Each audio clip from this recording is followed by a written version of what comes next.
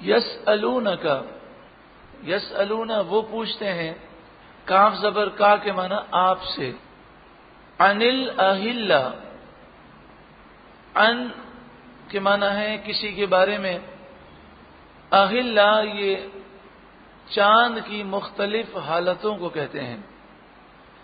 جیسے جب نیا چاند نکلتا ہے تو اسے ہلال کہتے ہیں۔ اہلہ چاند کی مختلف حالتیں، وہ آپ سے پوچھتے ہیں چاند کی مختلف حالتوں کے بارے میں۔ حضرت معاذ بن جبل اور حضرت ثعلبہ بن غنم انصاری رضی اللہ تعالی عنہما نے رسول اللہ کی بارگاہ میں یہ سوال کیا کہ اس میں کیا حکمت ہے کہ چاند کی مختلف حالتیں ہوتی ہیں؟ چاند کبھی بالکل باریک ہوتا ہے، پھر بڑھتے بڑھتے 14ویں کا چاند اتنا روشن ہوتا ہے، پھر گھٹتے گھٹتے وہ 28ویں شب بالکل باریک ہو جاتا ہے، پھر 29ویں شب اور 30ویں شب وہ غائب رہتا ہے۔ تو اس میں کیا حکمتیں ہیں؟ قل اے محبوب آپ فرمائیے، ہیا یہ چاند کی مختلف حالتیں، مواقیت وقت معلوم کرنے کے طریقے، للناس لوگوں کے لیے ہیں، والحج اور حج کے لیے ہیں۔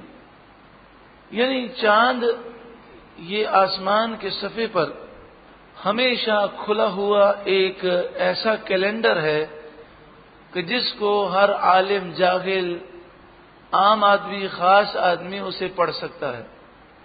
یہ آسمانی کیلنڈر ہے کہ جو چاند کو دیکھے اسے اندازہ ہو جاتا ہے کہ آج کیا تاریخ ہے۔ باقی جو سورج کی تاریخیں ہیں یا دوسرے جو تاریخ کے طریقے ہیں، اس میں جب تک آپ کو معلوم نہ ہو آپ سورج یا چاند کو دیکھ کر یا زمین آسمان کو دیکھ کر نہیں بتا سکتے۔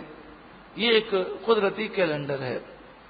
یہ ایک حقیقت ہے کہ چاند کی جو حرکت ہے وہ حرکت تو فکس ہے۔ چاند کب نکلے گا، کب ڈوبے گا، کب چاند چھپ جائے گا اور پھر کب آسمان دنیا پر ظاہر ہوگا ہمارے مدار میں، یہ چیزیں ایسی فکس ہیں کہ سائنسدانوں نے کئی 100 سالوں کا حساب بنا کے رکھا ہوا ہے۔ انہیں معلوم ہے کہ آج سے 5 سال کے بعد چاند فلاں مہینے کے بعد کب آسمان پر ظاہر ہوگا۔ تو یہ باتیں تو فکس ہیں، لیکن شرعی اعتبار سے 29 دن ہو گئے اور اب چاند آسمان پر موجود ہے۔ سائنسی اعتبار سے چاند مدار میں آ چکا ہے، لیکن شرعی اعتبار سے جب تک چاند کو ہم دیکھیں گے نہیں، نیا مہینہ شروع نہیں ہو سکتا۔ مثلا 29 دن پورے ہو گئے، 29 روزے پورے ہو گئے، چاند ہمارے شہر کراچی کے اوپر موجود ہے، ہم دیکھ سکتے ہیں، لیکن شدید بارشیں ہو رہی ہیں، بادل چھائے ہوئے ہیں۔ تو اب سائنس کی بنیاد پر چاند کا فیصلہ نہیں کیا جا سکتا جب تک ہم چاند کو دیکھیں نہیں، کیونکہ رسول اللہ نے فرمایا جب چاند دیکھو تو روزہ رکھنا شروع کرو اور جب چاند دیکھو تو عید کرو۔ لیکن ہاں یہ ضرور ہے کہ چاند کا وجود آسمان پر ہو ہی نہیں اور کسی کو چاند نظر آ جائے تو یہ اس کی نظر کا دھوکہ ہوگا۔ آپ نے بھی دیکھا ہوگا کہ جب ہم چاند دیکھنے کے لیے کھڑے ہوتے ہیں تو چونکہ تصور میں چاند ہوتا ہے تو ہر جگہ لوگوں کو چاند نظر آتا ہے۔ وہ کہتا ہے دیکھو یہ چاند ہے، دوسرا کہتا ہے کدھر ہے چاند۔ تو یہ تصور اور وہم کا دھوکہ ہوتا ہے۔ تو اس لیے اگر کسی شخص نے گواہی دی اور کہا میں نے چاند دیکھا ہے اور چاند اس وقت ہمارے مدار میں موجود ہی نہیں، تو جو وقت کا قاضی ہوگا وہ اس کی گواہی کو رد کر دے گا۔ یہ ایک سائنسی ایک حقیقت ہے جس پر امریکہ میں، یورپ میں، انگلینڈ میں بہت زیادہ مسلمانوں پر اعتراض کیا جاتا ہے، اور لوگ نعوذ باللہ من ذالک مسلمانوں کا مذاق اڑاتے ہیں کہ بعض ممالک میں چاند کا اعلان کر دیا جاتا ہے، اس وقت دنیا میں اس مدار میں اس ملک کی آربٹ میں چاند کا کہیں وجود ہی نہیں ہوتا. جیسے سعودی عرب میں پاکستان سے 1 دن پہلے 2 دن پہلے چاند کا اعلان کیا جاتا ہے. سائنسی اعتبار سے کئی مواقع پر ایسا ہوتا ہے کہ چاند کا وجود ہی نہیں ہوتا. تو لوگوں کو ہنسنے کا موقع ہم خود اپنے ہاتھوں سے دیتے ہیں. اب ایک مثال ہے، ایک شخص یہ کہے کہ مجھے سورج نظر آ رہا ہے اور سورج ابھی طلوع ہی نہ ہوا ہو، تو بتائیے کہ آپ اس کی گواہی مانیں گے؟ اب یہ کہیں گے جب سورج کا وجود ہی نہیں ہے تو تمہیں نظر آ رہا ہے تو تمہاری نظر کا دھوکہ ہے. تو سعودی عرب میں چاند دیکھنے کا نظام جو ہے اس میں بہت زیادہ نقص پایا جاتا ہے، اور آئے دن یورپ میں امریکہ میں کتابیں شائع ہوتی ہیں اور وہ مسلمانوں کے نظام کا مذاق اڑاتے ہیں. تو یہ اصل میں سعودی عرب کے نظام میں خامی ہے. بعض سعودی عرب کے باشندے یہ کہتے ہیں کہ یہ چاند دیکھنا تو ایک بہانہ ہے، ہمارے یہاں تو مصری کیلنڈر چلتا ہے اور گورنمنٹ مصری کیلنڈر کے مطابق فیصلہ کر لیتی ہے کہ فلاں دن عید ہوگی، فلاں دن حج کیا جائے گا. اور پھر ایسے ہی لوگوں کو کہا جاتا ہے کہ چاند دیکھیں. ایسے ایسے لوگ ہیں جو کہتے ہیں کہ 28 30 سال ہمیں سعودی عرب میں ہو گئے، ہم نے بڑی بڑی اونچی بلڈنگوں پر چڑھ کر چاند کو دیکھنے کی کوشش کی ہے، آسمان بالکل صاف، لیکن زندگی میں ہم نے کبھی بھی چاند کو دیکھا نہیں ہے. تو یہ چاند کا کیسے فیصلہ کرتے ہیں یہ اللہ ہی بہتر جانے. تو الحمدللہ پاکستان کے اندر جو رؤیت ہلال کمیٹی ہے اور اس کے جو چیئرمین ہیں پروفیسر منیب الرحمان صاحب، الحمدللہ اللہ تبارک و تعالی نے انہیں یہ بصیرت عطا فرمائی کہ وہ جب چاند کا فیصلہ کرتے ہیں تو جو شریعت کے اصول ہیں اس کے مطابق فیصلہ کرتے ہیں. بعض لوگ یہ پریشر دیتے ہیں جناب سعودی عرب کے اندر چاند ہو گیا، تو اب آپ بتائیں کہ اگر کسی ملک کا قاضی ہو حکومت کی طرف سے جسے مقرر کیا گیا، شرعی اعتبار سے وہ چاند کے شواہد نہیں پاتا تو وہ اگر فیصلہ کر دے گا تو وہ گناہگار ہوگا. اب لوگ تو ان کے فیصلے پر چلیں گے، لیکن کل بروز قیامت وہ کیا جواب دیں گے؟ تو خوف خدا کی وجہ سے وہ لوگوں کی ملامت کا کوئی لحاظ نہیں کرتے اور وہ کہتے ہیں کہ جب چاند آربٹ کے اندر موجود ہی نہیں، جس کا وجود ہی نہیں، تو سرحد والوں کو چاند کہاں سے نظر آتا ہے؟ اور پھر آپ یہ کہتے ہیں کہ جن کو چاند نظر آیا ہے وہ آ کر گواہی دیں، تو کوئی آ کر گواہی دینے کو تیار نہیں ہوتا. تو اس طرح کے بہت سارے معاملات ہیں. رؤیت ہلال کمیٹی کے جو مسئلہ ہے اور چاند کے جو مسائل ہیں عام طور پر عوام کو اتنی معلومات ہوتی نہیں ہے، اور ٹی وی پر اس مسئلے پر اداکاروں کو، فنکاروں کو، سیاستدانوں کو، ڈاکٹروں، انجینئروں کو بٹھا کر بحث کی جاتی ہے، حالانکہ انہیں ان مسائل کے بارے میں کچھ بھی علم نہیں ہوتا. اللہ رب العالمین ہمیں دین کی صحیح سمجھ عطا فرمائے. مواقیت للناس، یہ لوگوں کے لیے وقت معلوم کرنے کے ذریعے ہیں. روزے، عید، عورتوں کی عدتیں، دودھ پلانے کی مدت، دودھ چھڑانے کا وقت، اور بہت سارے شرعی مسائل ہیں کہ جن کی بنیاد جو ہے وہ چاند کی تاریخوں پر ہے.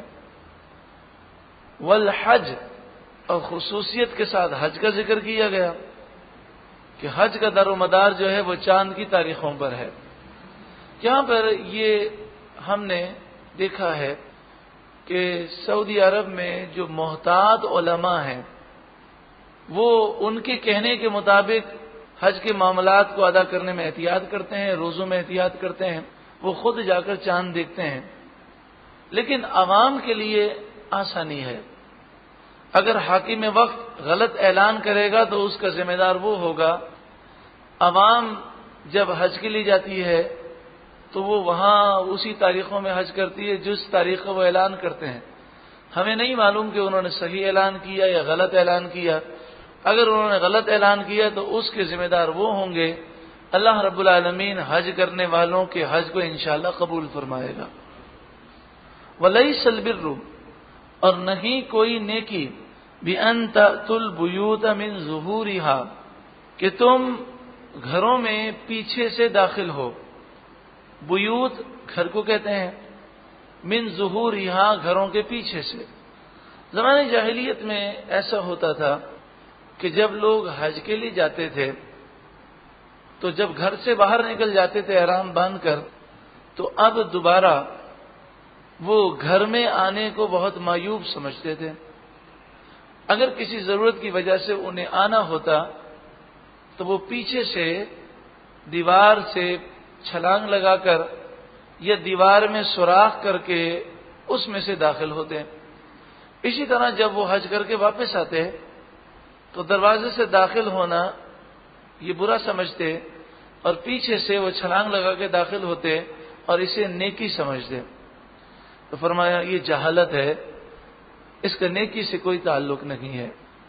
تو کسی جہالت کو اور غلط کام کو نیکی سمجھنا یہ بہت بڑی نادانی ہے۔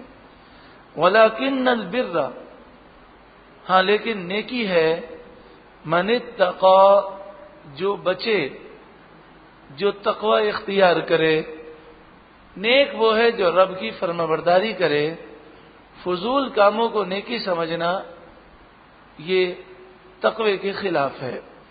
وَأْتُوا الْبُيُوتَ مِنْ أَبْوَابِهَا، اور تم گھروں میں داخل ہو من ابواب، ابواب باب کی جمع ہے اور اس کے معنی ہے دروازے، من ابوابها گھروں کے دروازوں سے، واتقوا اللہ، اور تم اللہ سے ڈرو، لعلکم تفلحون، تاکہ تم کامیاب ہو جاؤ۔ سن 6 ہجری ذی قعدہ کے مہینے میں نبی اکرم صلی اللہ علیہ وآلہ وسلم 1400 صحابہ کرام کو لے کر عمرے کا احرام باندھ کر مدینہ منورہ سے مکہ مکرمہ روانہ ہوئے۔ حدیبیہ کے مقام پر کافروں نے آپ کو روک دیا اور پھر معاہدہ ہوا جسے صلح حدیبیہ کہتے ہیں۔ صلح حدیبیہ میں یہ معاہدہ ہوا اور کافروں نے یہ ضد کی کہ اس سال ہم آپ کو عمرہ نہیں کرنے دیں گے، اگلے سال آپ آئیں، 3 دن کے لیے آپ کو اجازت ہوگی، آپ ذی قعدہ کے مہینے میں سن 7 ہجری میں آئیں، عمرہ کریں، ہم کچھ بھی نہیں کریں گے اور کچھ تکلیف نہیں پہنچائیں گے۔ اگلے سال 1400 صحابہ کرام رسول اللہ کی بارگاہ میں حاضر ہوئے اور پھر رسول اللہ صلی اللہ علیہ وآلہ وسلم سن 7 ہجری ذی قعدہ کے مہینے میں عمرے کے لیے مکہ مکرمہ تشریف لائے۔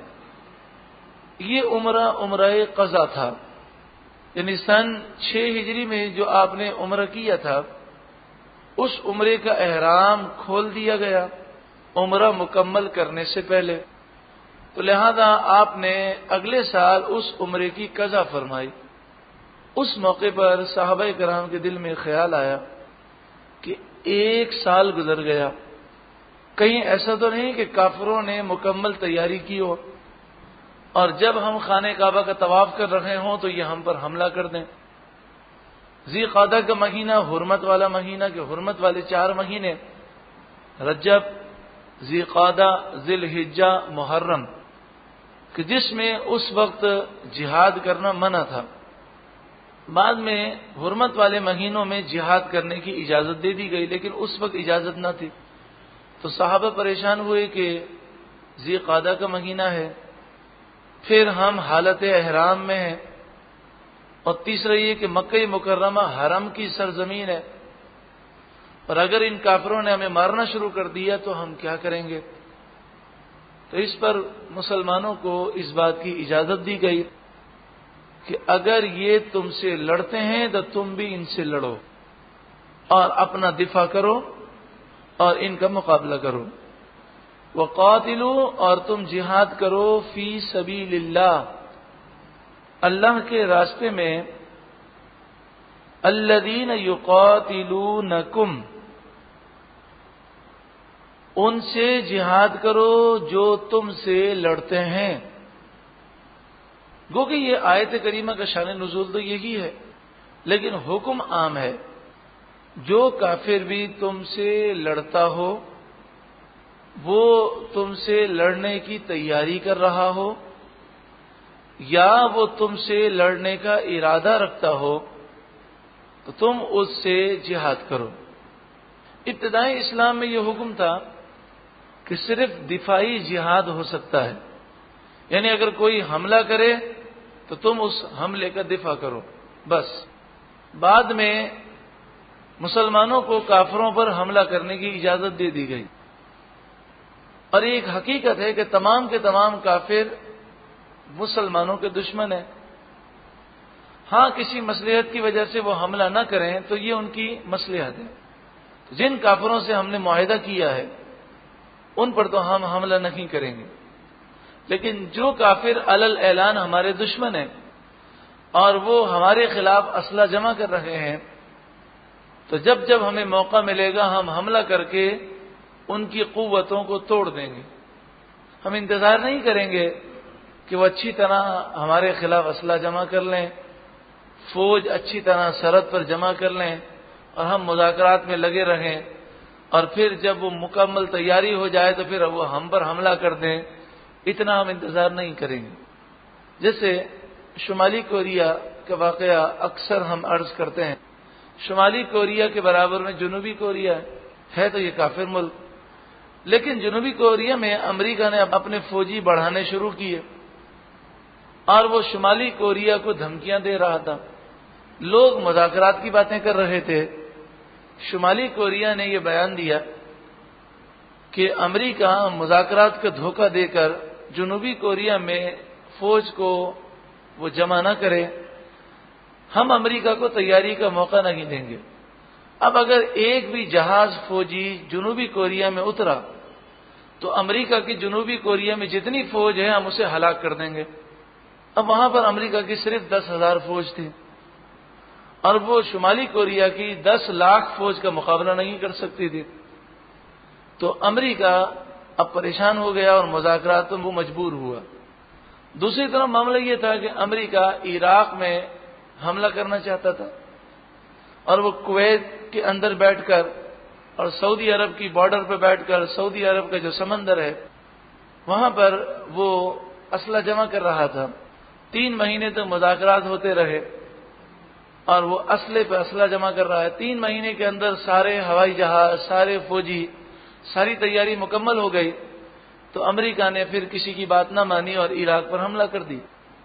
تو عراقی گورنمنٹ نے جب یہ اندازہ لگا لیا تھا کہ امریکہ ضرور حملہ کرے گا اور یہ مذاکرات سے بات ختم نہیں ہوگی، اس کے ارادے یہ ہیں، تو اگر یہ اس وقت کہہ دیتے کہ جب امریکہ کی فوج بالکل معمولی تھی، تو یہ امریکہ کی طاقت نہیں ہے کہ وہ امریکہ سے بیٹھ کر وہ حملہ کرے، کیونکہ ملک میں داخل ہونے کے لیے لاکھوں فوج چاہیے جو ملک کی سرحد پر جمع ہو اور وہ ملک کو فتح کرتے ہوئے اندر داخل ہوں۔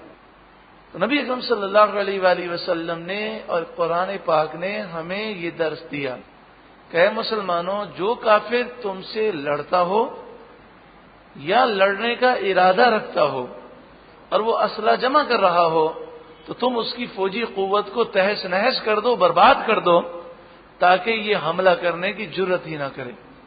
اور جب تم اسے سبق سکھاؤ گے تو آئندہ کوئی دوسرا بھی حملہ کرنے کی کوشش نہیں کرے گا۔ مسلمانوں میں خلافت عثمانیہ کا نظام تھا۔ اصل تو یہ سلطنت عثمانیہ تھی، لیکن سلطنت عثمانیہ کا جو بادشاہ تھا اسے دنیا خلیفہ تھی۔ اگر یہ آرڈر کر دیتا کہ تمام مسلمان جہاد کے لیے نکلیں تو اس کے آرڈر کو سب مانتے تھے۔ جنگ عظیم کے بعد ترکی کے ٹکڑے کرنے کی کوشش کی گئی اور سلطنت عثمانیہ کو ختم کیا گیا۔ پوری دنیا میں سلطنت عثمانیہ کو ختم کر دیا گیا اور ترکی کے اندر بھی کمال اتا ترک کو حکومت دے دی گئی۔ اب رہ گیا مکہ مکرمہ و مدینہ منورہ کی حکومت۔ تو ترکی کا جو خلیفہ تھا، جسے لوگ خلیفہ کہتے تھے، وہ مکہ مکرمہ و مدینہ منورہ چلے گئے۔ سارے تبرکات ان کے پاس وہاں تھے۔ تو انگریزوں نے یہ خیال کیا کہ جب بھی حالات بہتر ہوئے اور انہوں نے دوبارہ خلافت کا اعلان کیا تو مسلمان ان کی خلافت پر متحد ہو جائیں گے اور پھر دوبارہ خلافت عثمانیہ کا دور شروع ہوگا۔ سوچے تو صحیح، اگر 61 اسلامی ممالک ایک فوج ہوتی ان کی اور ایک خلیفہ ہوتا تو کیا امریکہ کی یا کسی کی جرت ہے کہ وہ آنکھ اٹھا کر بھی دیکھ؟ تو انگریز بڑے پریشان ہوئے. وہ مکہ مکرمہ مدینہ منورہ میں خود جا کر حکومت نہیں کر سکتے تھے، تو انہوں نے نجدیوں کو، جو نجدی قبیلہ تھا اسے اور جو سعودی قبیلہ تھا ان دونوں کو ملایا اور انہوں نے اسلحہ دیا اور ترکیوں کے خلاف انہیں کھڑا کیا. ترکیوں نے جب دیکھا کہ خون خرابہ ہوگا تو 1924 میں، 25 میں، 26 میں آخرکار انہوں نے حکومت انہیں دے دی اور 90 سال کا ایگریمنٹ کیا کہ 90 سال کے بعد آپ حرمین شریفین کی خدمت دوبارہ ترکی کو واپس کریں گے اور آپ ان آثار کو نہیں مٹائیں گے. جو جنت البقیع میں، جنت المعلا میں مزارات بنے ہوئے تھے، یہ معاہدہ انہوں نے کیا کہ آپ ان مزارات کو مسمار نہیں کریں گے، آپ جو ہماری تعمیرات ہیں اس میں کوئی رد و بدل نہیں کریں گے. لیکن بعد میں اس معاہدے کی خلاف ورزی کی گئی اور اب 90 سال ہو چکے ہیں، لیکن جو عہد نہ کرے، رسول اللہ نے فرمایا کہ جو عہد کو پورا نہ کرے وہ مومن ہی نہیں. تو یہ آج بھی اس 90 سال کے باوجود بھی حرمین شریفین کی خدمت انہیں دینے کو تیار نہیں. یہ ترکی بڑے عاشق رسول ہیں اور انہوں نے ہر چیز کو ایسے انداز سے بنایا، آپ کو حیرت ہوگی. مسجد نبی شریف کا وہ اندرونی حصہ جو آج بھی ترکیوں کا بنایا ہوا ہے، اس میں پلر، عام طور پر پلر کس کے لیے ہوتا ہے؟ چھت کی مضبوطی کے لیے. لیکن ترکیوں نے جو پلر بنایا ہے اسے کسی نہ کسی واقعے سے نسبت ہے. رسول اللہ نے یہاں نماز ادا کی، یہاں تہجد پڑھی، یہاں حضرت علی پہرا دیتے تھے، تو انہوں نے اس اعتبار سے پلر بنایا اور پلر پر لکھا بھی ہے. اللہ تبارک و تعالی حرمین شریف کہتے ہیں ہم سب کو نصیب فرمائے.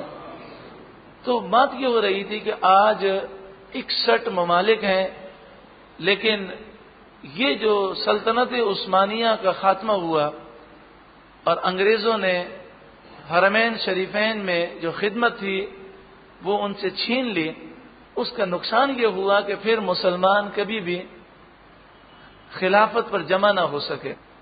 اور پھر جو لوگ سعودی عرب کے اندر قابض ہوئے، یہ ایسے لوگ ہیں کہ اپنے علاوہ کسی اور کو مسلمان سمجھتے ہی نہیں ہیں. وہ کہتے ہیں کہ سب مشرک ہیں، بدعتی ہیں، صرف ہم ہی مسلمان ہیں. تو جب ایسی نفرت کی آگ وہاں سے نکالی جائے گی تو بتائیے مسلمانوں میں اتحاد کیسے پیدا ہوگا؟ اللہ تبارک و تعالی مسلمانوں کو خلافت کا دوبارہ نظام عطا فرمائے، ایک خلیفہ ہو اور ایک ہی خلیفہ کے تحت یہ 61 ممالک ایک فوج بنائیں اور پھر وہ فوج دشمنان اسلام کا مقابلہ کرے. رب العالمین ایسی برکتیں ہمیں اپنی آنکھوں سے دیکھنا نصیب فرمائے. وقاتلوا، اور تم جہاد کرو، فی سبیل اللہ، اللہ کے راستے میں، الذین یقاتلونکم، ان سے جہاد کرو کہ جو تم سے لڑتے ہیں یا لڑنے کا وہ ارادہ رکھتے ہیں. ولا تعتدوا، اور تم حد سے نہ بڑھو. حد سے نہ بڑھو اس کے معنی یہ ہیں جیسے مسلم شریف میں ہے، خیانت نہ کرو، وعدہ کر کے عہد کر کے نہ توڑو. گرجوں میں یا مندروں میں جو مصروف پوجا پاٹ ہے، یعنی وہ کافر کہ جو گرجوں میں یا مندروں میں پوجا پاٹ میں مصروف ہیں اور وہ تمہارے خلاف جنگ لڑنے کا ارادہ نہیں رکھتے، تو پھر تم انہیں قتل نہ کرو. اسی طرح مسلح نہ کرو، یعنی کسی پر حملہ کرو تو اس کے کان، آنکھ، ناک نہ کاٹو، اس کے جسم کے اعضاء کو نہ بگاڑو، مسلح نہ کرو. عورتوں، بچوں، بوڑھوں کو قتل نہ کرو جبکہ وہ جنگ میں تمہارے سامنے کھڑے نہ ہوں. درخت بلا وجہ جلا دینا، جانوروں کو بلا وجہ مارنا، یہ بھی جہاد میں منع ہے. جو جنگ کے قابل نہیں ان سے نہ لڑو. اور تم جب جہاد کرو تو پہلے اسلام کی دعوت دو، اور وہ اسلام قبول نہ کریں تو جزیہ رکھو. کہ بھئی جزیہ دے کر، ٹیکس دے کر تم ہم سے سلو کر لو، وہ اس لیے بھی تیار اور تمہیں نقصان پہنچانے کا ارادہ کریں تو پھر تم ان سے جہاد کرو۔ ان اللہ لا يحب المعتدین، بے شک اللہ تعالی حد سے بڑھنے والوں کو پسند نہیں فرماتا۔ وَاقْتُلُوهُمْ، اور تم ان سے لڑو، حَيْثُ ثَقِفْتُمُوهُمْ، جہاں کہیں تم انہیں پاؤ، میدان جنگ میں جہاں کہیں پاؤ، یا یہ جہاں کہیں بھی ہوں اور تمہیں نقصان پہنچانے اور تم پر حملہ کرنے کی پلاننگ کر رہے ہوں تو تم بیٹھ کر انتظار نہ کرنا، بلکہ ان کی قوتوں کو تم ختم کر دینا۔ وَأَخْرِجُوهُمْ، اور انہیں تم نکالو، من حیث اخرجوکم، وہاں سے جہاں سے انہوں نے تمہیں نکالا، یعنی مکہ مکرمہ سے انہیں نکال دو۔ تو فتح مکہ کے بعد یہی کیا گیا کہ فتح مکہ کے بعد جب 1 سال کے بعد سن 9 ہجری میں نبی اکرم صلی اللہ علیہ وآلہ وسلم نے صدیق اکبر رضی اللہ تعالیٰ عنہ کو حج کا امیر بنا کر بھیجا اور پیچھے حضرت علی کو بھیجا گیا، اور پھر آپ نے یہ پیغام پڑھ کر سنایا کہ جتنے کافر یہاں پر رہتے ہیں وہ 4 مہینے تک سوچ لیں، اگر اسلام قبول کرنا ہے تو ٹھیک ہے، ورنہ وہ اس سرزمین کو چھوڑ دیں، اگر نہیں چھوڑیں گے تو انہیں قتل کر دیا جائے گا، کیونکہ مکہ مکرمہ میں یہ جو لوگ تھے یہ غدار تھے اور اسلامی ریاست کو ختم کرنا چاہتے تھے۔ وَالْفِتْنَةُ أَشَدُّ مِنَ الْقَتْلِ، کسی کے ذہن میں سوال پیدا ہو کہ جناب قتل تو بہت بری چیز ہے، لیکن بسا اوقات بڑے فائدے کے لیے چھوٹے معاملات تو ہو ہی جاتے ہیں۔ اگر کسی کے پاؤں سڑ جائے تو ڈاکٹر اس کا پاؤں آپریشن کر کے کاٹ دیتا ہے جان بچانے کے لیے، کہ سڑا ہوا پاؤں پورے جسم کو بیکار کر دے گا اور انسان جان سے چلا جائے گا، تو جان بچانے کے لیے وہ سڑے ہوئے پاؤں کو کاٹ دیتا ہے۔ تو اسی طرح یہ کافر جو اسلام کے دشمن ہیں، یہ معاشرے میں سڑی ہوئی چیز ہے، یہ زہر ہے، اگر انہیں ختم نہ کیا گیا تو یہ پورے معاشرے میں فتنہ پھیلا دیں گے۔ والفتنة، اور فتنہ اشد من القتل، قتل سے زیادہ خطرناک چیز ہے، یعنی شرک کرنا اور مسلمانوں کو مکے سے روکنا یہ بہت بڑا گناہ ہے، لہذا ان چیزوں کو ختم کرنے کے لیے تم ان سے جہاد کرو، اور تمہارا قتل کرنا در حقیقت بہت بڑے فتنے سے لوگوں کو بچانا ہے۔ وَلَا تُقَاتِلُوهُمْ عِنْدَ الْمَسْجِدِ، اور مسجد حرام کے پاس تم ان سے جہاد نہ کرو، حَتَّى يُقَاتِلُوكُمْ فِيهِ، یہاں تک کہ وہ مسجد الحرام میں تم سے لڑیں، یعنی اے مسلمانوں اگر مسجد الحرام میں وہ تم سے لڑیں تو پھر تم انہیں مارنا، بلا وجہ تم ان سے مسجد الحرام میں جنگ نہ کرنا۔ فَإِن قَاتَلُوكُمْ، پھر اگر وہ تم سے وہاں پر جنگ کریں، فَاقْتُلُوهُمْ، تو تم انہیں قتل کر دو۔ كَذَلِكَ، اسی طرح، جزاء الکافرین، کافروں کا بدلہ ہے، کافروں کو انجام ملنا ہے۔ فَإِنِ انْتَهَوْا، پھر اگر وہ باز آ جائیں، توبہ کر لیں، مسلمان ہو جائیں، تو تم انہیں اپنا بھائی سمجھو۔ فَإِنَّ اللَّهَ غَفُورٌ رَحِيمٌ، پس بے شک اللہ بخشنے والا مہربان ہے۔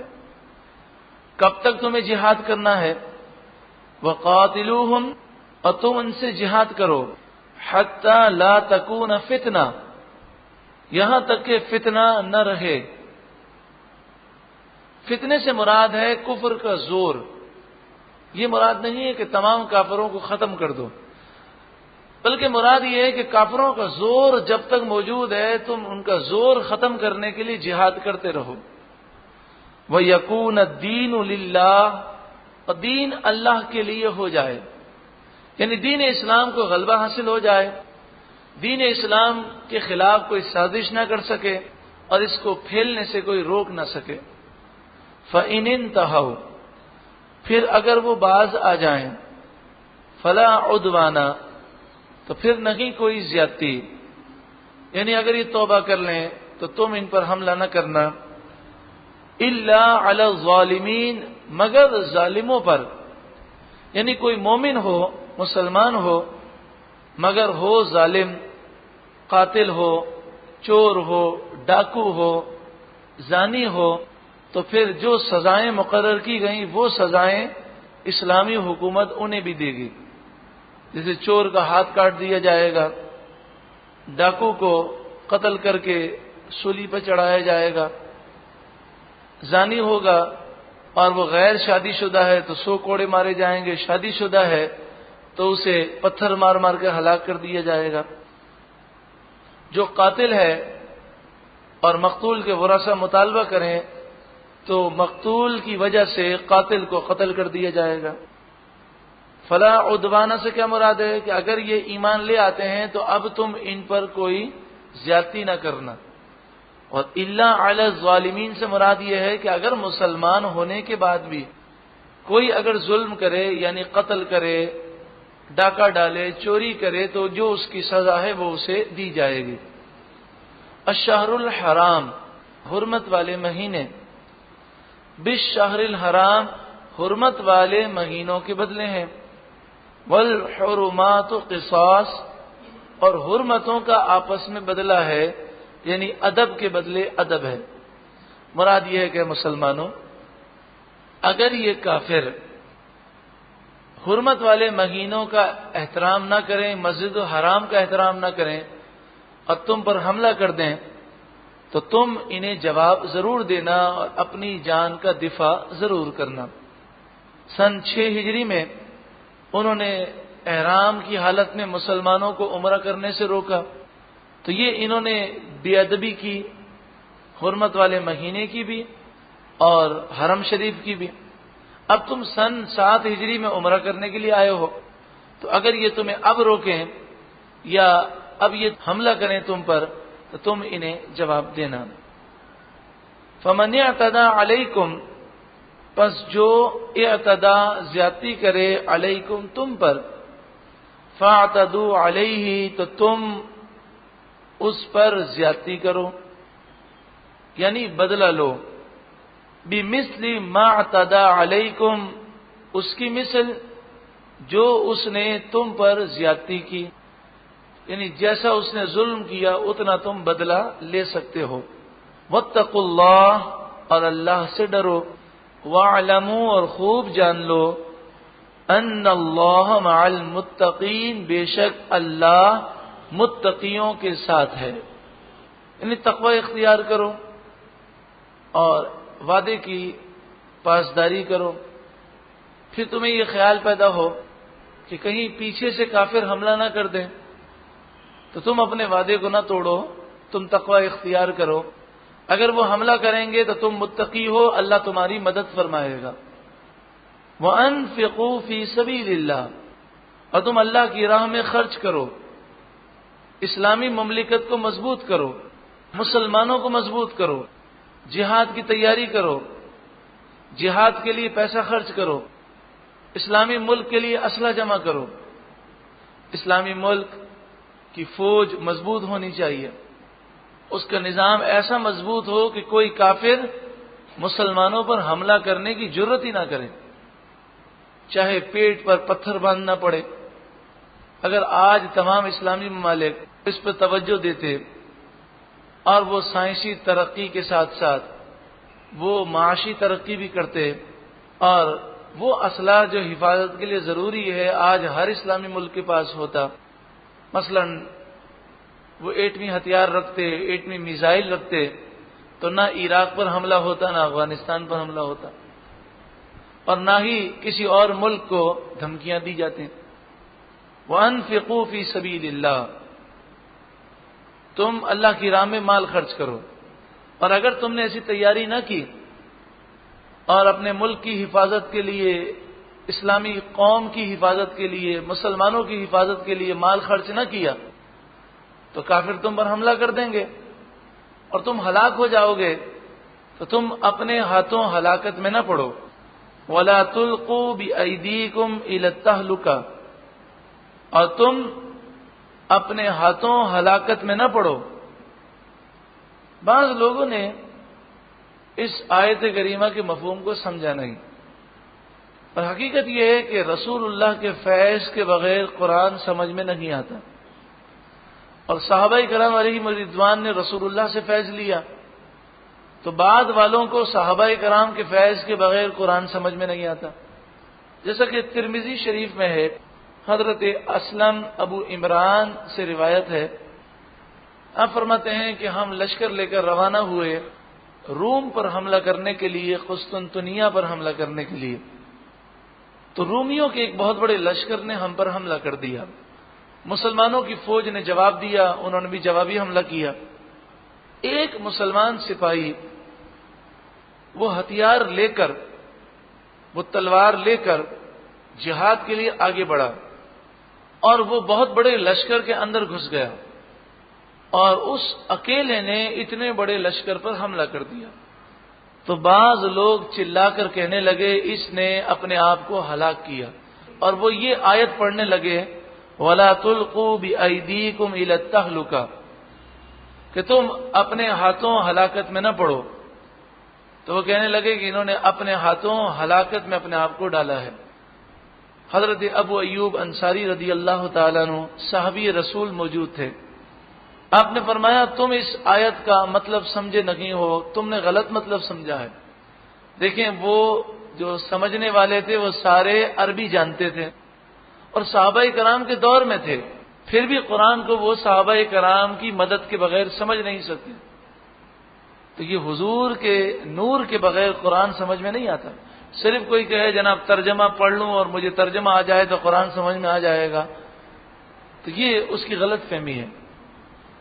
جیسا کہ آپ کو عرض کیا تھا کہ کتاب کتنی بھی پیاری ہو، کورس کی کسی کتاب کا قصور نہیں ہوتا، لیکن ادارے کے بغیر اور استاد کے بغیر اگر لوگ کچھ بن سکتے تو پھر نہ ڈاکٹر بننے کے لیے کسی ادارے میں داخلے کی ضرورت تھی، نہ انجینئر بننے کے لیے۔ ساری کتابیں انٹرنیٹ پر موجود ہیں، سبھی پڑھ پڑھ کر ڈاکٹر بن جاتے، لیکن استاد کے بغیر کسی چیز کو پڑھ لینا اور ہے، لیکن اس کی سمجھ اور اس کا فہم حاصل کرنا اور ہے۔ تو حضرت ابو ایوب انصاری رضی اللہ تعالیٰ عنہ آپ نے فرمایا تم نے اس آیت کا مطلب غلط سمجھا۔ میں تمہیں اس کا شان نزول بتاتا ہوں۔ معلوم یہ ہوا کہ کسی آیت کا مطلب سمجھنے کے لیے شان نزول بہت زیادہ مدد کرتا ہے۔ آپ نے فرمایا جب اسلام کو غلبہ نصیب ہو گیا اور مدینہ منورہ پر کسی کو حملہ کرنے کی جرت ہی نہیں تھی، اور یہ ہجرت کے 5ویں سال یہ کیفیات حاصل ہو گئیں، جب ہجرت کو 5-6 سال گزرے تو اب مدینہ منورہ پر کسی کو حملہ کرنے کی ضرورت نہ تھی، اور اسلام بڑی تیزی کے ساتھ پھیلنے لگا، اور پھر سن 8 ہجری میں مکہ مکرمہ فتح ہو گیا۔ اب تو چاروں طرف کے قبائل مسلمان ہو گئے، تو ہم نے یہ سوچا کہ اب چاروں طرف مسلمان ہیں، اور مسلمانوں کی تعداد بھی 1 لاکھ سے اوپر، تو اب ہر مسلمان کو جہاد کی ضرورت تو نہیں، لہذا مدینہ منورہ میں ہم رہتے ہیں اور اپنے کاروبار پر توجہ کرتے ہیں، کیونکہ مسلسل جہاد کرنے کی وجہ سے کھیتی باڑی اور اپنے بزنس پر ہم توجہ نہیں دے سکے۔ تو حضرت ابو ایوب انصاری کہتے ہیں ہم نے یہ آپس میں مشورہ کیا تو رسول اللہ صلی اللہ علیہ وآلہ وسلم پر یہ قرآن کی آیت نازل ہو گئی، اور اس میں بتایا گیا کہ کھیتی باڑی کرنا اور بزنس پر توجہ دینا یہ جائز ہے، مگر تم جہاد سے غفلت مت رکھنا کہ اگر تم نے جہاد سے غفلت کی تو پھر کافر تم پر غالب آ جائیں گے اور وہ تمہیں ہلاک کر دیں گے۔ تو آپ نے فرمایا کہ وہ اکیلا لڑتے ہوئے شہید ہو گیا تو اس نے اپنے آپ کو ہلاک نہیں کیا، کیونکہ اس آیت کا یہ مطلب ہی نہیں جو تم سمجھے ہو۔ پھر یہ کہہ کر آپ اٹھے اور تلوار اٹھائی اور جہاد کرتے کرتے آپ شہید ہو گئے. آپ کا مزار اقدس بھی وہیں پر ہے، اور یہ قسطنطنیہ آج ترکی کا دارالحکومت استنبول کے نام سے ہے. بعض مفسرین نے فرمایا کہ شان نزول کے ساتھ ساتھ ان باتوں کے ساتھ ساتھ یہ بات بھی ہے کہ خودکشی کرنا حرام ہے. خودکشی کرنے والا خود اپنے آپ کو ہلاکت میں ڈالتا ہے. اسی طرح فرمایا جس شہر میں وبا ہو، طاعون ہو، اس شہر میں نہیں جانا چاہیے، اور جو اس شہر میں ہو ان کو باہر نہیں نکلنا چاہیے. اسی طرح بغیر ہتھیار کے، ہتھیار موجود ہوں پھر بھی بغیر ہتھیار کے میدان جنگ میں جانا منع ہے. اسی طرح اپنے مال کو فضول خرچ کرنا، یہ بھی اپنے آپ کو برباد کرنا ہے. ارشاد فرمایا وَأَحْسِنُوا، اور نیکی کرو، ان اللہ یحب المحسنین، بے شک اللہ تعالی نیکی کرنے والوں کو پسند کرتا ہے. احسنو کا ایک ترجمہ ہوتا ہے احسان کرو، لیکن یہاں ترجمہ ہے نیکی کرو. زمانے جاہلیت میں لوگوں نے حج اور عمرے کو ایک تجارتی بزنس ٹور بنایا ہوا تھا. تجارتی منڈی لگتی تھی، میلہ لگتا تھا، اور انہوں نے حج اور عمرے کو سیر و تفریح کا ذریعہ بنایا ہوا تھا، انجوائے کا ذریعہ. آج الحمدللہ مسلمان حج اور عمرے کے لیے بکثرت جاتے ہیں، لیکن بعض ایسے بھی نادان ہیں کہ وہ کہتے ہیں کہ چلو گھومنے کے لیے مکہ مکرمہ مدینہ منورہ سیر و تفریح کے لیے چلے جاتے ہیں. تو جون جولائی کی چھٹیوں میں وہ لے کر بچوں کو عمرے کے لیے جاتے ہیں، لیکن ان کا انداز ایسا ہوتا ہے گویا کہ وہ عمرہ کرنے نہیں آئے بلکہ سیر و تفریح کے لیے آئے. تو یہ انداز ہرگز منع ہے. محض اللہ کی رضا کے لیے بندہ جائے، نہ نام و نمود کی خواہش ہو، نہ سیر و تفریح کا ذہن ہو، بلکہ ذہن صرف یہ ہو اللہ راضی ہو جائے. وَأَتِمُّ الْحَجَّ وَالْعُمْرَةَ لِلَّهِ، اور حج اور عمرہ مکمل کرو اللہ کے لیے. یہ سیر و تفریح یا بزنس مقصد نہ ہو، اللہ کے لیے، اللہ کی رضا کے لیے. حج کی جو تعریف ہے وہ یہ ہے، حج کا احرام باندھ کر 9 ذی الحجہ یوم عرفہ عرفات کے میدان میں وقوف کرنا، ٹھہرنا، اور پھر اس کے بعد خانہ کعبہ کا طواف کرنا، یہ حج ہے. حج کے 2 بنیادی رکن ہیں. احرام باندھ کر 9 ذی الحجہ کو عرفات کے میدان میں ٹھہرنا، وقوف عرفات، یہ ایک اہم رکن ہے.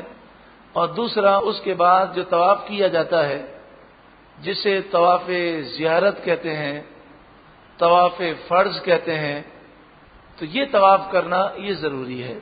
یہ 2 چیزیں رکن ہیں. حج کے جو واجبات ہیں، مزدلفہ میں ٹھہرنا، رات کو مزدلفہ میں ٹھہرنا یہ سنت ہے، اور صبح صادق سے لے کر طلوع آفتاب تک جو فجر کا وقت ہوتا ہے، 10 ذی الحجہ کو فجر کے وقت میں 1 لمحے کے لیے مزدلفہ میں ٹھہرنا یہ واجب ہے. تو کوئی عرفات سے بس میں بیٹھا اور پھر وہ فجر میں نہ پہنچ سکا بلکہ مزدلفہ میں وہ پہنچا صبح 8 بجے، تو مزدلفہ کا جو وقوف واجب تھا وہ رہ گیا. اب اسے دم دینا ہوگا. دم سے مراد ہے 1 بکری یا 1 بکرا، اسے اللہ کی راہ میں حرم شریف میں قربان کرنا ہوگا. حرم سے مراد مسجد الحرام نہیں بلکہ حدود حرم ہے جو کئی میلوں تک پھیلا ہوا ہے. دوسرا جو حج کا واجب ہے وہ صفا مروہ کی سعی ہے. وقوف عرفہ کے بعد وہ طواف زیارت کرنے کے بعد صفا مروہ کی سعی کرے. یہ بھی ہو سکتا ہے، اور یہ بھی ہو سکتا ہے مینا جانے سے پہلے وہ احرام باندھ کر 1 نفلی طواف کرے اور اس کے بعد صفا مروہ کی سعی کر لے، تو پھر بعد میں اسے سعی کرنے کی حاجت نہ ہوگی. لیکن سنت یہی ہے عرفات کے میدان سے جب واپسی ہو اور پھر جب طواف زیارت کیا جائے تو اس کے بعد سعی کرنا، یہی سنت ہے اور یہی افضل ہے. تیسرا واجب ہے شیطانوں کو کنکریاں مارنا. چوتھا واجب ہے میقات کے باہر سے آنے والے جو ہیں، مثلا پاکستان سے آنے والے، انڈیا سے آنے والے، ان کے لیے ضروری ہے کہ جب وہ مکے سے رخصت ہوں تو وہ طواف وداع، طواف رخصت کریں۔ یہ مسئلہ یاد رہے کہ جو عرفات کے میدان میں پہنچا، اس کے بعد مزدلفہ، پھر مینا، پھر کنکریاں مارنے کے بعد وہ قربانی کرنے کے بعد احرام اتار دیتا ہے، یعنی سر منڈوا کر، بال کٹا کر وہ احرام اتار دیتا ہے، پھر وہ طواف کرتا ہے۔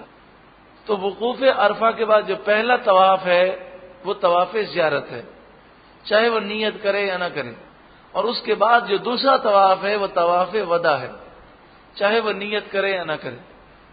تو کسی نے 2 طواف کر لیے اور پھر وہ مکے سے چلا گیا تو فرض طواف بھی ہو گیا اور واجب طواف بھی ہو گیا۔ ہاں، بہتر یہ ہے کہ جتنا عرصہ مکے میں رہے وہ طواف کرتا رہے، لیکن جب جانے لگے تو آخری کام یہ ہو کہ طواف کر کے رخصت ہو، یہ افضل ہے۔ لیکن مسئلہ کیا بتایا؟ وقوف عرفہ کے بعد 2 طواف کر لے تو پہلا طواف فرض ہو جائے گا اور دوسرا طواف وہ واجب ادا ہو جائے گا، چاہے وہ نیت کرے یا نہ کرے۔ اور اسی طرح حج کے بعد سارے ارکان مکمل کرنے کے بعد حلق کرنا یا تقصیر کرنا، اور تقصیر کی معنی ہے 1/4 سر کے بال ایک ایک پورے کے برابر کاٹ لینا، یہ تقصیر ہے۔ تو یا تو یہ کر لیں، اور اگر بال چھوٹے ہوں تو حلق کرانا ضروری ہے، ویسے حلق کرانا یہ افضل ہے۔ حلق سے مراد ہے سر کے بالوں کو موننا۔ عمرہ جو ہے اس میں طواف ہے اور سعی ہے، یہ دونوں رکن ہیں، اور احرام باندھنا اور عمرے کے بعد حلق کرانا یا بالوں کو موننا یہ شرط ہے۔ حج کی 3 قسمیں ہوتی ہیں، ایک حج قران ہے، دوسرا حج تمتع ہے، تیسرا ہے حج افراد۔ حج افراد اسے کہتے ہیں مثلا پاکستان سے کوئی جائے حج کا احرام باندھ کر اور پھر اسی احرام سے وہ حج کرے، تو حج افراد وہ کرتے ہیں کہ جن کی ایسی انٹرنیشنل فلائٹ ہو کہ وہ 8 ذی الحجہ کو مکے پہنچنے والے ہوں، تو یہیں سے وہ حج کا احرام باندھ کے جاتے ہیں اور مکے پہنچ کر وہ سیدھا مینا میں چلے جاتے ہیں، تو یہ حج افراد ہے۔ اسی طرح مکے کے رہنے والے اور میقات کے اندر رہنے والے وہ حج افراد کرتے ہیں، کیونکہ انہیں شوال کے مہینے میں، ذی قعدہ کے مہینے میں اور ذی الحجہ کے جو ابتدائی 10 دن ہیں، یعنی حج کے جو ایام ہیں، ان میں انہیں عمرہ کرنا منع ہے، تو لہذا وہ صرف حج کرتے ہیں۔ میقات کے اندر رہنے والے، مثلا جدہ کے رہنے والے، مکے کے پاس رہنے والے، وہ صرف حج کر سکتے ہیں، حج کے ایام میں عمرہ نہیں کر سکتے، تو اس لیے وہ صرف حج کا احرام باندھتے ہیں اور ان کا حج جو ہے وہ حج افراد ہوتا ہے۔ دوسرا حج یہ ہوتا ہے حج تمتع، اس کے معنی یہ ہے کہ حج کے ایام میں عمرہ بھی کیا جائے اور حج بھی کیا جائے، لیکن عمرہ الگ احرام سے ہو، حج الگ احرام سے ہو۔ تو پاکستان سے جانے والے اکثر وہ حج تمتع کرتے ہیں، یہاں سے وہ عمرے کا احرام باندھ کے جاتے ہیں، عمرہ کر کے حلق کروا کے وہ احرام اتار دیتے ہیں، اور پھر 7 ذی الحجہ یا 8 ذی الحجہ کو حج کا احرام باندھتے ہیں، تو اسے حج تمتع کہتے ہیں۔ افراد کے معنی ہے اکیلا، تو وہ صرف حج ہوتا ہے، اسے حج افراد کہتے ہیں۔ تمتع کے معنی ہے فائدہ اٹھانا، تو اس میں انسان حج بھی کرتا ہے اور ساتھ میں عمرے کا فائدہ بھی اٹھا لیتا ہے۔ یا حج تمتع، اسے حج تمتع اس لیے کہتے ہیں کہ عمرہ کرنے کے بعد وہ احرام کھول دیتا ہے اور وہ زینت اور دیگر معاملات کے فائدے اٹھاتا ہے، پھر وہ حج کا احرام باندھتا ہے۔ حج قران وہ ہوتا ہے کہ ایک ہی احرام سے عمرہ اور حج کیا جاتا ہے۔ پاکستان سے جانے والے حج قران وہ کرتے ہیں کہ جن کی فلائٹ آخر دنوں میں ہو، 4 ذی الحجہ 5 ذی الحجہ کو ہو، تو وہ جاتے ہیں مکہ مکرمہ پہنچ کر عمرہ کرتے ہیں اور پھر اسی احرام سے وہ حج کرتے ہیں۔ یہ سب سے افضل ہے اور یہی سنت ہے۔ تو یہاں سے جب پاکستان سے وہ روانہ ہوں گے اور احرام باندھ کر جب نیت کریں گے تو وہ نیت اس طرح کریں گے کہ اے اللہ، میں نے عمرے اور حج کا احرام باندھا، اب وہ احرام نہیں کھول سکیں گے جب تک کہ حج کے ارکان پورے نہ ہو جائیں۔ اس میں دگنا ثواب ملتا ہے۔ حج تمتع اور حج قران کے بعد ایک قربانی کرنا یہ واجب ہے۔ حج تمتع میں غلطی ہو جائے تو ایک دم ہے، لیکن حج قران میں چونکہ ثواب دگنا ہے تو اگر غلطی ہو جائے گی تو ایک دم کی جگہ انہیں 2 دم دینے ہوں گے۔ قران کے معنی ہے ملا ہوا ہونا، تو اس میں حج اور عمرہ ملا ہوا ہے، اس لیے اسے حج قران کہتے ہیں۔ اللہ رب العالمین خوب خوب برکتیں ہمیں نصیب فرمائے۔ اللہم ارزقنا حجا مبرورا، اللہم ارزقنا حجا مبرورا، اللہم ارزقنا حجا مبرورا وسعیا مشکورا۔ حج قران یہ رسول اللہ کی سنت مبارکہ ہے۔ فقہاء احناف کے نزدیک سب سے افضل جو حج ہے وہ حج قران ہے۔ اللہ رب العالمین ہم سب کو حج قران نصیب فرمائے اور خوب خوب ہمیں بار بار حج مقبول مبرور اور عمرہ مقبول نصیب فرمائے، اور ان مقدس مقامات کی بار بار با ادب حاضری نصیب فرمائے۔ وَأَتِمُّ الْحَجَّ وَالْعُمْرَةَ لِلَّهِ، اور تم مکمل کرو، اتمو تمام کرو، مکمل کرو، الحج حج کو، والعمرۃ عمرے کو، للہ اللہ کے لیے۔ آگے ایک مسئلہ بیان کیا جا رہا ہے کہ اگر کوئی حج یا عمرے کا احرام باندھ کر اپنے گھر سے چلا اور اسے راستے میں روک لیا جاتا ہے، چاہے اسے مکے میں روک لیا جائے اور اسے عمرہ نہ کرنے دیا جائے، چاہے جدہ میں روک لیا جائے، اگر وہ بائی روڈ آ رہا ہو، جیسے متحدہ عرب امارات سے لوگ عمرہ کرنے کے لیے اور حج کے لیے بائی روڈ آتے ہیں، تو وہاں کسی مقام پر راستے میں روک لیا جائے، یا کوئی یہاں سے احرام کی نیت کر کے نکلا اور اسے کراچی ایئرپورٹ پر روک لیا گیا، کسی بھی وجہ سے اسے عمرہ کرنے کے لیے یا حج کرنے کے لیے جانے نہ دیا گیا، تو اب اسے کیا کرنا چاہیے؟ وہ تو احرام کی نیت کر چکا، تو اس کا حکم بیان کیا گیا۔ واقعہ جیسا کہ آپ سن چکے، رسول اللہ صلی اللہ علیہ وآلہ وسلم سن 6 ہجری ذی قعدہ کے مہینے میں عمرے کا احرام باندھ کر 1400 صحابہ کرام کو لے کر عمرے کے ارادے سے مکہ مکرمہ کی طرف روانہ ہوئے، اور حدیبیہ کے مقام پر کافروں نے روک دیا اور انہوں نے کہا کہ اس سال ہم آپ کو عمرہ نہیں کرنے دیں گے، یہ ہماری ضد ہے، آئندہ سال آپ آئیے ذی قعدہ کے مہینے میں اور 3 دن کے لیے ہم آپ کو اجازت دیں گے، آپ عمرہ 3 دن میں ادا کریں، یہیں مکہ مکرمہ میں 3 دن گزاریں، ہم آپ سے کوئی تعرض نہیں کریں گے۔ عقیدت رحمت صلی اللہ علیہ وآلہ وسلم نے تمام صحابہ کرام علیہم رضوان کو حکم دیا کہ جو قربانیاں لے کر ہم چلے ہیں وہ قربانیاں حرم میں بھجوا دی جائیں۔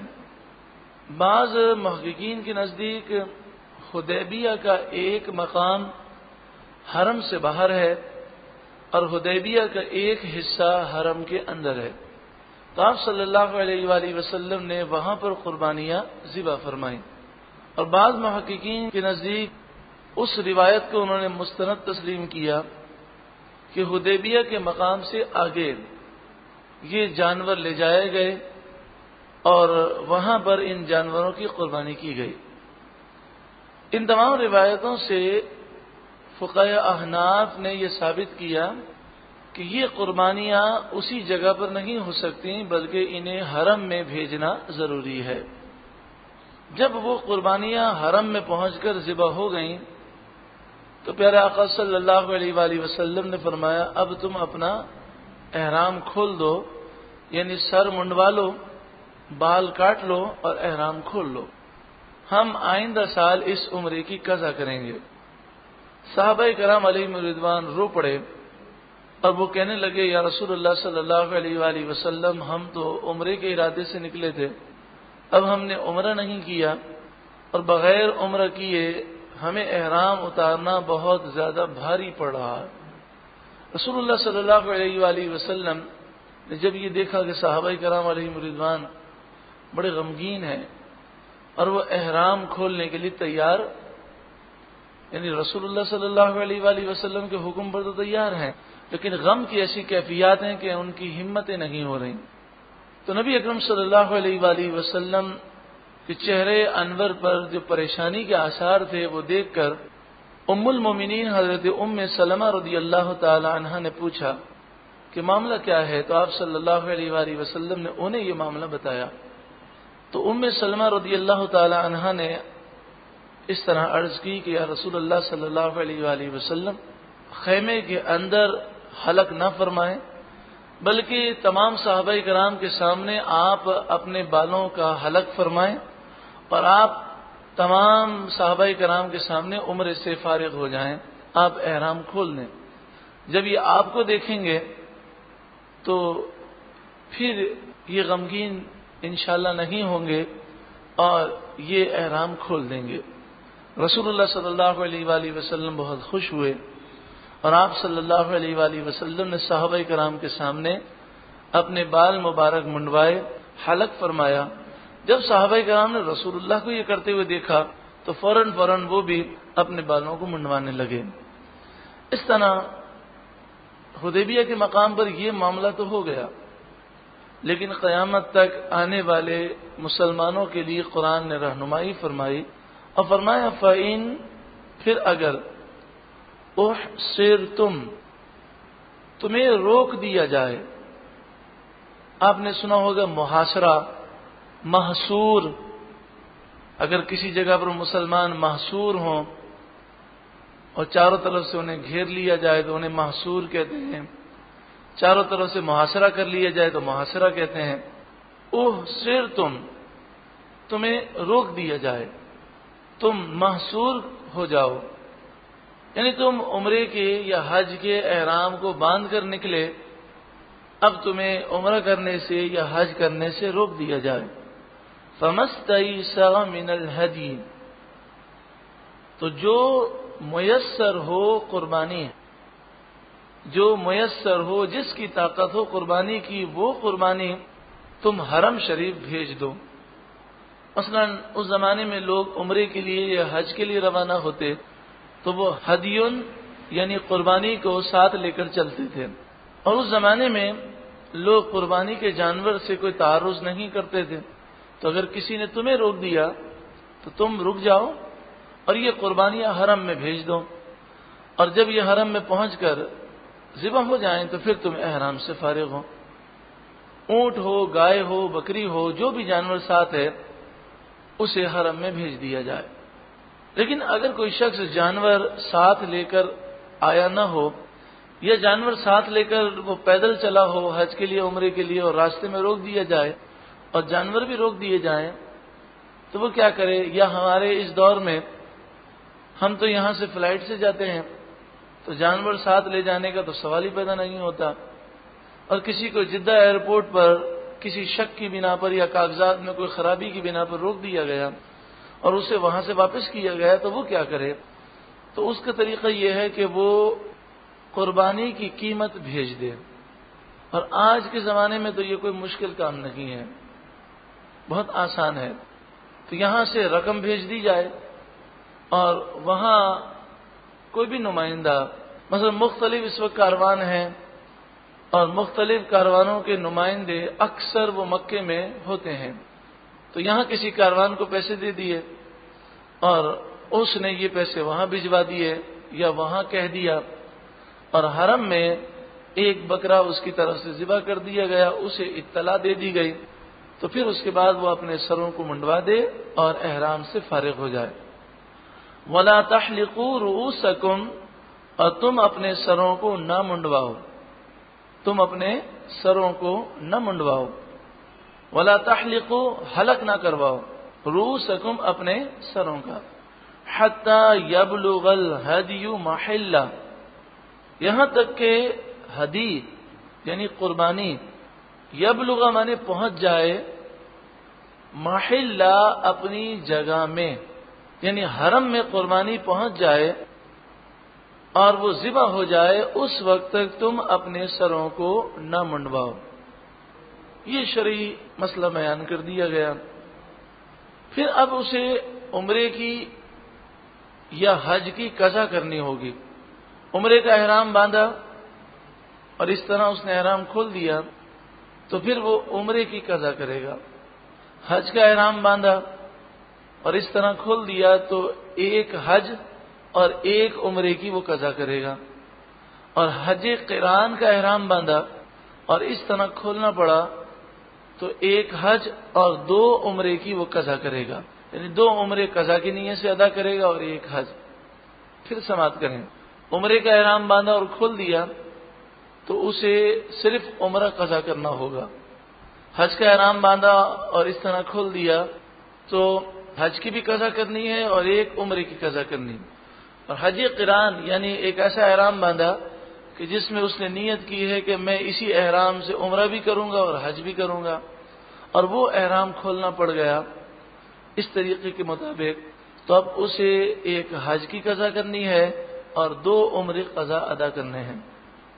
فمن کان منکم مریضا، اب سوال یہ ہے کہ قربانی یہاں سے حرم پہنچے یا ہم یہاں سے رقم پہنچائیں اور قربانی ذبح ہو، اس میں 2 دن 3 دن اگر لگ سکتے ہیں یا زیادہ عرصہ لگ سکتا ہے، اور حکم تو یہ ہے کہ وہ اس وقت تک اپنے سر کے بال نہیں کٹوا سکتا اور احرام سے فارغ نہیں ہو سکتا جب تک کہ قربانی اپنی جگہ پر پہنچ نہ جائے، یعنی وہاں پہنچ کر وہ ذبح نہ ہو جائے۔ تو اب وہ کیا کرے اگر اس کے سر میں تکلیف ہو یا وہ ایسا بیمار ہو کہ اس کے لیے بال کٹانا ضروری ہو، اسے احرام سے فارغ ہونا ضروری ہو۔ فمن کان منکم مریضا، تو جو کوئی تم میں سے بیمار ہو، مریض ہو، او بہ اذی من رأسہ، یا اس کے سر میں درد ہو، اذن اذیت ہو، مثلا سر کے بال ہیں اس میں جوئیں بہت زیادہ ہیں اور وہ جوئیں بار بار اس کے بدن پر گر رہی ہیں، یہ اس طرح کی اور کوئی تکلیف ہو، تو وہ یہ کرے کہ اپنے سر کے بال منڈوا دے اور پھر اس کا وہ فدیہ ادا کر دے۔ ففدیۃ من صیام، تو اس کا فدیہ ہے روزے رکھنا، یہاں مراد ہے 3 روزے رکھ لے، او صدقۃ، یا صدقہ دینا، یہاں مراد ہے 6 غریبوں کو صدقہ فطر کی رقم دے، یعنی مثلا 90 روپے صدقہ فطر کے ہوتے ہیں تو 90 روپے 6 ایسے غریبوں کو دے کہ جو زکوٰۃ کے مستحق ہوں۔ او نسکن، یا ایک قربانی کرے، ایک دم ادا کرے، اور یہ بھی حرم شریف میں اس کی قربانی ہوگی، تو یعنی وہ ابھی سر کے بال منڈوا لے اور پھر جب اسے توفیق ہو، جب طاقت ہو، تو ایک دم جو ہے وہ حرم شریف میں وہ ادا کر لیں۔ وہ جو مسئلہ تھا کہ بال کٹانے سے پہلے ایک قربانی حرم شریف میں بھیجنی اور اسے قربان کرنا، وہ اپنی جگہ برقرار ہے۔ یہ تو جو دم ہوگا یہ اس چیز کا ہوگا کہ اس وقت سے پہلے اس نے بال کو کٹا دیا۔ مفسرین و محدثین نے اور فقہاء نے یہ بات لکھی کہ جس مسئلے میں دم ہے، جس مسئلے میں شریعت نے دم بیان کیا، یعنی قربانی کرنا ہے، اور کسی عذر کی وجہ سے اور عذر صحیح کی وجہ سے اگر وہ مسئلہ پایا جائے تو پھر اس صورت میں یہ تینوں اختیارات اسے ہوں گے۔ مثلا مثال کے طور پر اس کے لیے جائز نہیں کہ وہ احرام کی حالت میں سلا ہوا لباس پہنے، لیکن سخت سردی اسے لگ رہی ہے اور اندیشہ یہ ہے کہ یہ مر جائے گا، یہ شدید بیمار ہو جائے گا، تو وہ سویٹر یا جیکٹ پہن لیتا ہے اور 12 گھنٹے تک وہ پہنے رکھتا ہے، شدید اسے بخار ہے جس کی وجہ سے وہ اتارتا ہے تو اس پر بہت زیادہ کپ کپی طاری ہوتی ہے، تو وہ جان بچانے کے لیے سویٹر یا جیکٹ یا اس طرح کی چیز پہن لے گا، تو یہ اس کا جو معاملہ ہے یہ عذر کی وجہ سے ہے۔ یوں اگر احرام کی حالت میں سلا ہوا لباس 12 گھنٹے تک پہن لے مسلسل تو اس پر دم لازم ہو جاتا ہے، لیکن یہاں چونکہ مجبوری میں اس نے ایسا کیا تو اس صورت میں اس کی مرضی ہے یا تو دم دے دے یا 6 مسکینوں کو صدقہ فطر کی رقم دے دے یا 3 روزے بعد میں رکھ لیں۔ فَإِذَا أَمِنْتُمْ، پھر جب تم امن سے ہو، یعنی جب تمہارا محاصرہ نہ کیا جائے اور تم اطمینان سے مکہ مکرمہ حاضر ہو سکو اور عمرہ ادا کر سکو، حج ادا کر سکو۔ فَمَن تَمَتَّعَ بِالْعُمْرَةِ إِلَى الْحَجِّ، تو جو کوئی حج تمتع کرے، عمرے کے ساتھ حج کی طرف فائدہ اٹھائے، تمتع مانے فائدہ اٹھانا، یعنی حج بھی کر رہا ہے اور حج کے ساتھ وہ عمرے کا فائدہ اٹھا رہا ہے، یا عمرہ کرنے جانا تھا وہیں پر رک گیا اور اس نے حج کے ایام میں حج کر کے واپس آیا، تو حج اور عمرے دونوں ایک ساتھ کر رہا ہے، حج تمتع۔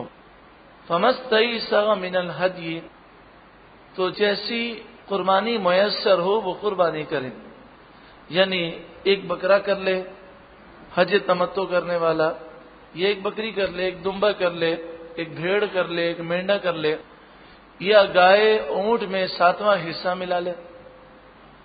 حج تمتع کے معنی آپ سمجھ گئے، تمتع کے معنی کیا ہے؟ فائدہ اٹھانا۔ تو اس کے 2 معنی بیان کیے گئے، ایک معنی تو یہ ہے کہ ایک شخص حج کے لیے جاتا ہے تو ساتھ میں وہ عمرے کا فائدہ اٹھا لیتا ہے، دوسرے معنی یہ ہے کہ وہ عمرہ کر کے جب فارغ ہو جاتا ہے تو احرام کھول دیتا ہے اور فائدہ اٹھاتا ہے اور پھر حج کا احرام باندھ دیتا ہے۔ یہاں پر حج تمتع کا ذکر کیوں کیا گیا؟ اس کی وجہ یہ تھی کہ زمانے جاہلیت میں کافروں نے اپنی آمدنی بڑھانے کے لیے لوگوں میں یہ غلط فہمی عام کی تھی کہ ایام حج میں، حج کے مہینوں میں عمرہ نہیں ہو سکتا، تاکہ لوگ عمرے کے لیے الگ آئیں۔ ہوتا یہ تھا کہ پورے سال میں مکہ مکرمہ میں لوگوں کی آمد بہت کم رہتی تھی اور لوگ حج کرنے آتے تو وہ ساتھ میں عمرہ بھی کر لیتے، تو انہوں نے سوچا کہ عمرے کے لیے لوگ الگ سے آئیں۔ زمانے جاہلیت میں کئی سالوں پہلے مشرکین مکہ نے یہ شوشہ چھوڑ دیا کہ ایام حج میں عمرہ نہیں ہو سکتا، یعنی شوال کے مہینے میں، ذی قعدہ کے مہینے میں اور ذی الحجہ کے ابتدائی 10 دنوں میں عمرہ ادا نہیں ہو سکتا، اور جو حج کرنے کے لیے آیا وہ حج کر کے واپس جائے وہ حج کے بعد بھی عمرہ نہیں کر سکتا۔ تو اس سے انہیں فائدہ یہ ہوا کہ پھر لوگ رجب میں عمرہ کرنے کے لیے آتے تھے۔ لوگوں نے رجب کو کیوں منتخب کیا اور کسی مہینے کو منتخب کیوں نہیں کیا؟ اس کی وجہ یہ تھی کہ ذی قعدہ، ذی الحجہ اور محرم، یہ 3 مہینے ایسے تھے کہ جو حرمت والے مہینے تھے۔ ان 3 مہینوں میں تو انہیں عمرہ کرنے نہیں دیا جاتا تھا، کیونکہ وہ کہتے تھے کہ حج کے بعد بھی جب تک آپ اپنے گھر نہ پہنچ جائیں آپ عمرہ نہیں کر سکتے، اور اس وقت جو سفر ہوتا تھا وہ مہینے، 6 مہینے، 1 سال کا ہوتا تھا، تو اس لیے 3 مہینوں میں تو وہ عمرہ نہیں کر سکتے تھے۔ ایک مہینہ رجب کا بچتا ہے، حرمت والا مہینہ، تو اس میں وہ عمرے کے لیے آتے تھے، اس لیے کہ رجب کے مہینے میں لوگ قتل و غارت گری نہیں کرتے تھے اور ڈاکو بھی وہ قافلوں پر حملہ نہیں کرتے تھے، تو اس لیے رجب کے مہینے میں اکثر لوگ دور دراز سے عمرے کے لیے آتے ہیں۔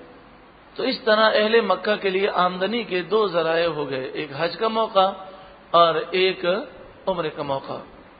یہاں پر ایک افسوسناک پہلو یہ ہے کہ جس طرح اہل مکہ نے زمانہ جاہلیت میں حج اور عمرے کو آمدنی کا ذریعہ بنایا، تو آج بھی حج اور عمرے کو آمدنی کا ذریعہ بنایا جا رہا ہے اور اسے مشکل سے مشکل کیا جا رہا ہے۔